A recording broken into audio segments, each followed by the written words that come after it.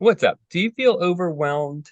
Do you maybe no longer find enjoyment in things that you used to just love doing? Do you feel like you just have no time and everything's so important and you can't do anything, but keep going and going and going? Well, today you're in luck. We're going to talk about how to know when you're doing too much. This is the Existential Stoic podcast. I'm Danny, everybody. Randy, what's up? Yo, Danny. So, important question. Have you ever found yourself doing too much? Oh, on a regular basis. It's No, right? actually been one of my practices recently is I have been trying to just live one day at a time. And it's so difficult Hard. because I'm trying to plan my whole entire life and solve every problem for my In one entire day. life right now. Yeah. Yeah. It's a lot to do in a day. Yeah, it's funny.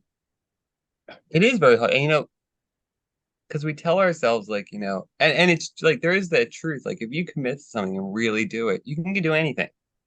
And while that's true and that's great, you can achieve anything. It's like those achievements can also like swallow your life, and you miss out on so many other things that are really important too. It's funny, I was just listening to, I thought of this because I was listening to a podcast the other day where they were talking to Moby, the artist, and he was talking about a point when he was at the height of his career, he was the most depressed he's ever been. Because he thought when he was younger, because he was, grew up very poor, and he thought, once I have all that stuff, selling like tons of records, and he said, he realized like that didn't solve anything. And he like realized he's like, no matter where you're at, there's always somebody doing better. There's always somebody whose career's peaking a little bit more than yours or selling more albums or more tickets, like in his context, I guess. But yeah, so those comparisons are terrible too. It's funny. Yeah, Will Smith had Nobody's the happy. same story in his biography where he was saying that like he thought it was because he was broke that was the cause of all his problems. And then he had a bunch of money and he's like, oh no, the problems are me. Yeah. Jim Carrey has a similar thing too. It's like there's been so many people that have made it and Hmm. yet they're miserable because we don't, that can't be all there is. So hopefully we can help you guys identify when you're doing too much. So we each have a few tips. I'm going to start. My first one is ask yourself, are you enjoying the journey? Like this, I think is important. Most of us, I think, I mean, I'm assuming, get into things because we enjoy it. There's something about it we like, whether it's like you just love learning, so you just are in school because you love that, or like, you really love programming, or you're really just into science, or whatever it is. Like, but then it becomes a slog and just all these stupid tasks you have to do. And just stopping and asking yourself, am I actually still enjoying this thing that I'm doing that's a huge part of my life? Or is it just becoming like a burden? Because that can be a good indicator that you're doing too much. Yeah, that's a great one. I've been going through that recently where I'm just trying to get stuff done. Like I'm just like, oh, I just have to get through this and just have to get through and just get till tomorrow.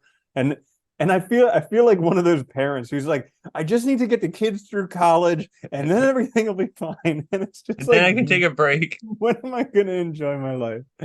Yeah. Oh Yeah. my goodness. Yeah. It's So, hard too, because there's times you gotta just stop, right? Like you just gotta stop. Yeah. mhm. Yeah. So, my first one for how to know when you're doing too much is when you're exhausted all the time. Like, if you're constantly exhausted, like, again, I'm thinking of the parents with children who are just exhausted nonstop. It's like, you're doing too much.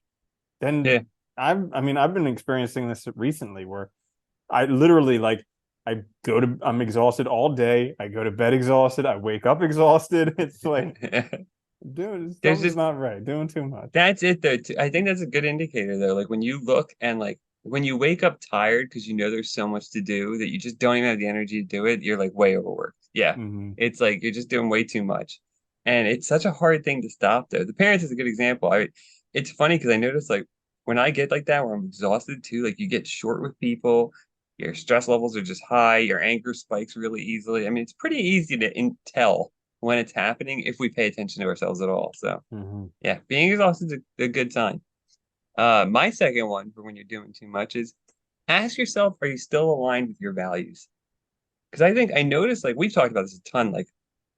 You know, you want to open up new opportunities, you want to make more chances to yourself. So there's this impulse to say yes to everything, and sometimes it feels good. You're doing new things, you're trying new stuff out. That's great.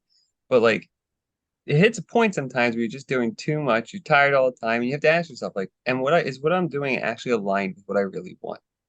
Because that's can be a very hard question to ask yourself, but an important one because that can give you insight into like, well, what do I actually, what is the life that I want? What's the dream life that I've planned for myself? Do I even have an idea? And then you can kind of start saying yes and no in accordance with that, getting there. Yeah, that's a great one. There was this book that I read called Essentialism, which talked about this concept of defining your values, what's important, what's essential.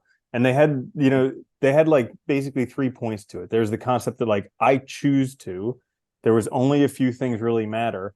And then there's I can do anything, but not everything. And so like when I read that book, I kind of sat down and well, first I made a list of all the stuff that I was doing, and it was like 60 things. And I'm like, Too okay, much. too much. But then I sat down and I was like, what really matters?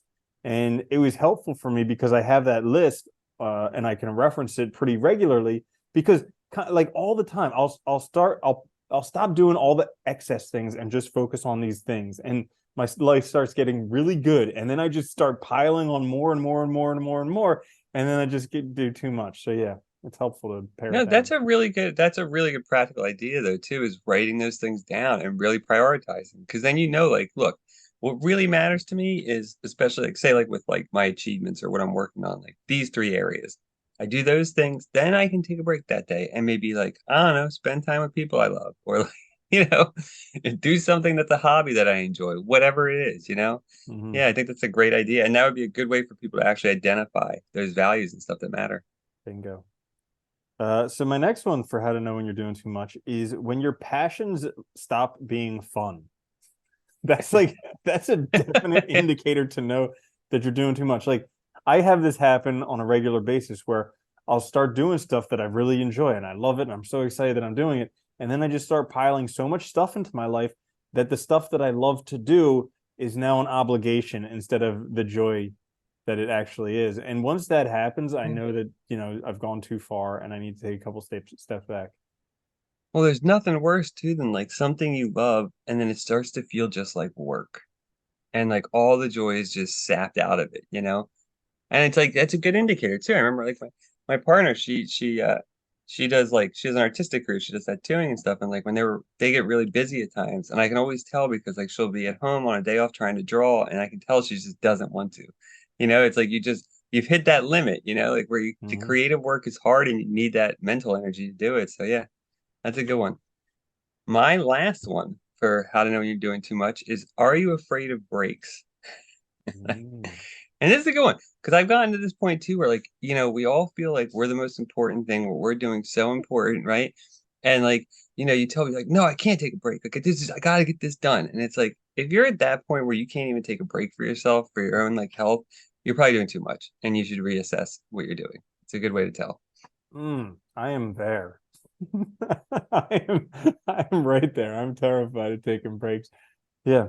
My last one for how to know when you're doing too much is when you're getting less than 8 hours of sleep.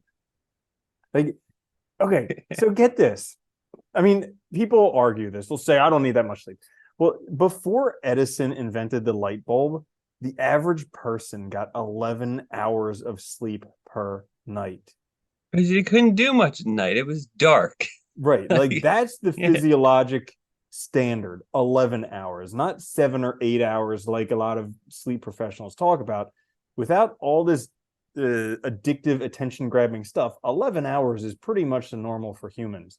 So, like, if you're not getting at least 8, you're in trouble.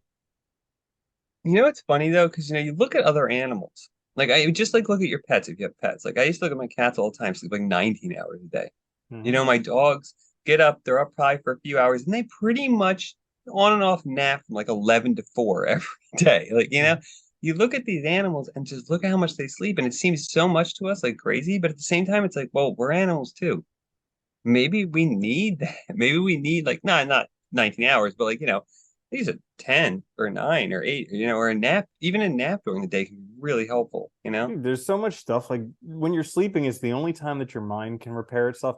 And even one of the biggest times that you actually lose weight is when you're sleeping.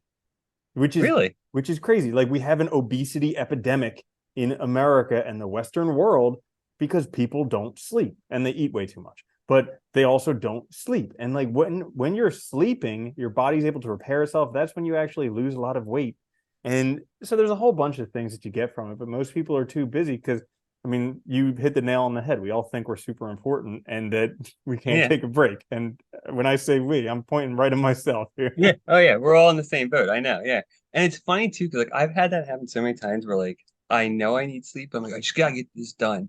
It takes me 12 times longer to do it. Mentally, I'm not there. And when I do tell myself, no, just go to bed and I'll deal with it tomorrow, half the time I knock it out in like 30 minutes when I wake up because I'm fresh, my brain's ready to handle it, you know. And it's like, you just see how important it is. Yeah. So there you have it then. Boom. If how to know when you're doing too much. Hopefully this helps you guys. This is the Existential Stoic Podcast. Check us out wherever you get your podcasts or on YouTube. Please like, share, subscribe, leave a review. It helps a lot. We'll be back later this week with a full-length episode. Until then, later, Randy. Later, Danny.